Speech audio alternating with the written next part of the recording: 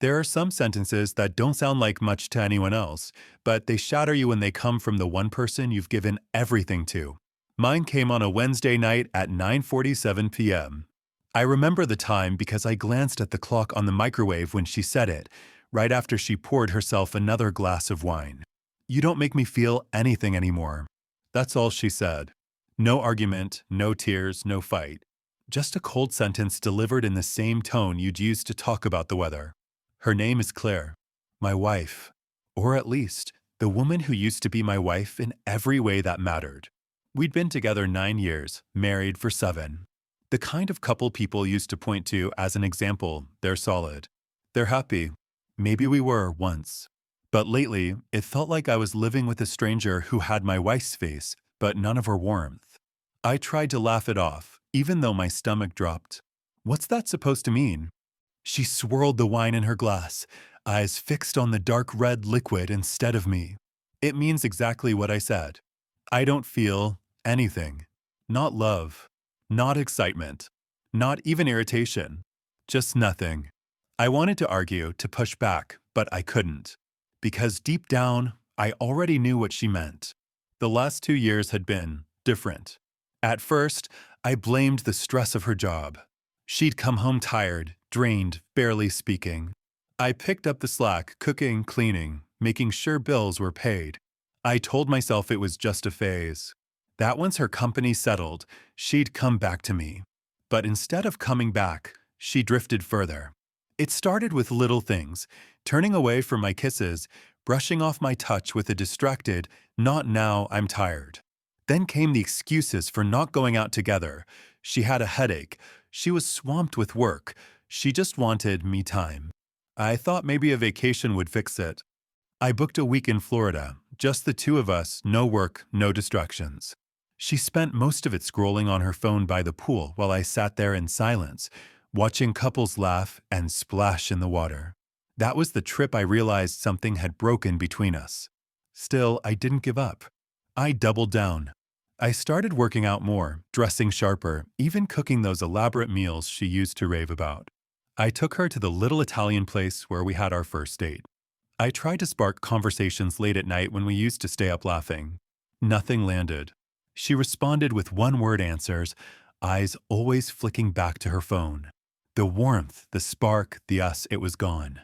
And now, with one sentence, she admitted what I had been afraid to say out loud. I didn't make her feel anything anymore. That night I didn't argue. I didn't beg her to explain. I just sat there, staring at her across the table while she finished her wine, scrolled through her phone, and went to bed without so much as a good night. I stayed at the table for hours, replaying her words in my head. "You don't make me feel anything anymore." The truth is, she was wrong. I did make her feel something: apathy. And apathy is worse than hate. Hate still means they care enough to feel. Apathy means you don't exist to them anymore. By 1 a.m., I knew something had to change. Not for her. For me. The next morning, I woke up before her, made coffee, sat at the table. And in that quiet, I made a decision that she never saw coming. Not a decision to argue. Not a decision to fight. Not even a decision to fix. It was the kind of decision a man makes when he finally accepts reality. If I didn't make her feel anything anymore, then it was time to show her what true emptiness really felt like. The first step wasn't dramatic. It wasn't supposed to be. I didn't storm out of the house. I didn't slam doors or shout. I just stopped. Stopped trying. Stopped filling the silence. Stopped chasing her attention like a starving man begging for scraps. That Thursday, I came home from work and didn't ask her about her day. Didn't offer to cook dinner. I just made myself a sandwich, ate in the den, and left her in the kitchen scrolling her phone. She glanced at me once, like she noticed something different, but she didn't say a word. Friday night, she mentioned maybe grabbing takeout. Normally, I'd jump at the chance, drive across town to get her favorite sushi just to see her smile. This time I shrugged. Not hungry. I heated up leftovers for myself. She ordered anyway, sat on the couch with her chopsticks and Netflix, and I didn't join her. By Saturday, the shift started to bother her. "Are you okay?" she asked casually, like she was asking a coworker. "I'm fine," I said, flat. She studied me for a second, then shrugged and went back to her phone. But I saw it, the faint crease in her forehead, the tiny flicker of unease. Good. Let it sink in. For years, I had been the one patching cracks, building bridges, making sure our marriage didn't collapse under the weight of her indifference. But now I let the silence sit. I let the cracks show. And without my effort, the distance between us started to feel like an ocean. On Sunday, I left the house early. No explanation, no note. Just grabbed my keys and left. I went to the gym, then to a diner, then just drove for a while. When I came home in the afternoon, she was waiting. "Where were you?" she asked. "Out," I said simply, hanging up my jacket. Her eyes narrowed. "Out where?" I looked at her, calm. "Nowhere you need to know about." The words hit her harder than I expected. She didn't argue, but I could feel her bristle, like she wasn't used to being on the other end of indifference. That night, she reached for me in bed for the first time in months. Just a hand on my arm. Normally, I would have melted at that tiny gesture, grateful for any scrap of connection. This time, I shifted away. "I'm tired," I said. And the silence that followed was heavy. The thing is, she had built this cage. Every time she brushed me off, every time she turned her head away from my kiss, every time she scrolled on her phone instead of looking me in the eye, she was building it. And now, for the first time, I wasn't shaking the bars. I wasn't begging her to open the door. I was sitting in silence, letting her feel what it's like when the man she thought would always be there stops showing up. By the second week, she was the one cooking dinner, asking me to join her on the couch, bringing up old movies we used to watch together. I played along sometimes, but always with that same quiet detachment. And she hated it, because indifference is contagious. One night, she snapped. "This isn't you," she said, voice sharp. "No," I said. "It's the me you built." Her face fell at that. For once, she had no comeback. The irony is, I wasn't doing any of this for revenge. I wasn't playing games. I wasn't hoping she'd suddenly wake up and fall back in love.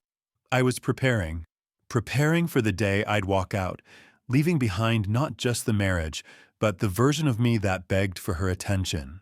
And every day that passed, I could see it more clearly. She wasn't used to being ignored. She wasn't used to realizing she wasn't the center of my world anymore. Which is why I knew the impact would hit harder when the final moment came. Because the real betrayal, the real twist, wasn't going to be about me leaving. It was going to be about what I left behind. By week 3, the house didn't feel like a home anymore. It felt like a waiting room. Two people sitting in silence, pretending nothing was wrong, but both knowing something was about to change. Claire started asking more questions. Not about my feelings, she never went that deep, but about logistics. "Are you coming home for dinner tomorrow? Do you want me to pick up groceries? Are you busy this weekend?" All those little surface-level questions that didn't mean anything. The kinds of questions you ask when you're trying to fish for reassurance without admitting you're fishing. I answered them all with the same flat calm. "Maybe. We'll see. Don't worry about it." And each time, I could see her shift a little more in her seat, uncomfortable in a way she hadn't been in years. Because for the first time, I wasn't predictable. I wasn't safe. I wasn't orbiting around her anymore. One night, she finally broke the silence. "Is there someone else?" I almost laughed. Not because it was funny, but because it was the first time she'd shown anything resembling fear. "No," I said simply. "There doesn't have to be someone else for me to stop caring." That shut her down fast. She looked away, lips tight, swirling her wine glass like she always did when she wanted to hide behind it.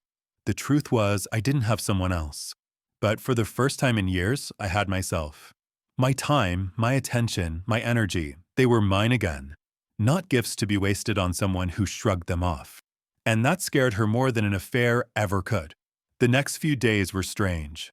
She started making small gestures she hadn't in a long time, putting her phone down during dinner, asking if I wanted to go for a walk, brushing my arm when she passed me in the hallway. But it was too late. It's like watering a plant after it's already dead. The soil might soak it up, but the roots aren't coming back to life. By the end of the month, I had already made my plan. Quiet. Clean. No screaming, no begging, no last-minute promises. I began separating finances, quietly moved important documents into a folder, opened a new account in my own name. Every night, I checked one more thing off my list until I was ready. And then came the night that sealed it. It was a Friday. She was in one of her moods, glass of wine in hand, scrolling through her phone while half watching a reality show. I walked in from work, dropped my keys, and just stood there for a moment, watching her. She looked up, annoyed. What? I tilted my head slightly. Nothing. Just wondering when you stopped seeing me. She scoffed. Oh, here we go. But I didn't push. I didn't argue. I just shook my head and walked into the den, leaving her staring after me. That night, when I lay in bed beside her, something hit me hard. She wasn't the villain. She wasn't some monster out to destroy me. She was just indifferent. And indifference is its own form of cruelty. Because love doesn't always die with rage. Sometimes it dies quietly, with shrugs, with I don't care, with eyes that look past you like you're not even there. And lying there in the dark, I realized she had already left me a long time ago. She just hadn't packed her bags yet, which meant it was my turn. The difference was, when I left, I wasn't just taking my clothes or my books or the little things I owned. I was taking something far more valuable, something she never thought she could lose. Saturday morning, I woke up before her. The house was quiet, sunlight slipping through the blinds in thin lines. Claire was still asleep, her back turned to me, hair spilling across the pillow. For a long time, I just lay there, staring at the ceiling, letting the calm settle in. Then I got up. I didn't pack in a rush. There was no panic, no guilt. Just a slow, deliberate process. I pulled out the suitcase from the closet, laid it on the bed, and started filling it with clothes. Shirts, jeans, my watch, a few books, just the essentials. When I was done, I sat at the table with a pen and paper. I thought about writing a long letter, explaining everything, but what was the point? She already knew. She just hadn't admitted it. So I kept it short. You said I don't make you feel anything anymore. Maybe you were right, but from now on, you'll feel the one thing you thought you never would, what it's like when I'm gone. I left the note on the kitchen counter. And then I walked out. I didn't go to a hotel. I didn't stay with a friend. I went somewhere she would never expect, somewhere she'd feel the loss the most. Her parents lived 2 towns over. They'd always liked me. They always said I was the best thing that ever happened to their daughter, though I never repeated those words to Claire. That Saturday, I showed up at their doorstep with my suitcase. Her father opened the door, surprised but welcoming. Everything all right, son? I smiled faintly. Yeah, just needed a place for a little while. And just like that, I had a safe haven. That night, I turned off my phone. When Claire finally woke up and saw the empty side of the bed, the missing suitcase, and the note on the counter, I wasn't there to watch her reaction. But I could imagine it. The shock, the silence, maybe even the panic. Because for the first time in 9 years, she couldn't roll her eyes, brush me off, or hide behind her phone. She had no one to dismiss because I wasn't there. The calls started that evening. Dozens of them. Then texts. Where are you? What the hell is this? This isn't funny. Come home. We can talk about this. I didn't answer. 2 days later, she showed up at her parents' house, eyes swollen, hair messy like she hadn't slept. She froze when she saw me sitting calmly at the table, drinking coffee with her father. You're here, she whispered. I nodded once. I am. She swallowed hard. Why? Why would you come here? Because I said quietly this way, when you finally realize what you lost, you won't just feel my absence. You'll have to face it in front of the 2 people who always told you I was worth keeping. Her face crumbled at that. Tears filled her eyes, but I didn't move. I didn't comfort her. I just let the silence stretch. For years, she said I didn't make her feel anything. Now she felt everything. And that was the difference. I didn't leave to punish her. I didn't leave to win. I left because she had already killed what we had quietly, slowly, with every shrug and every cold glance.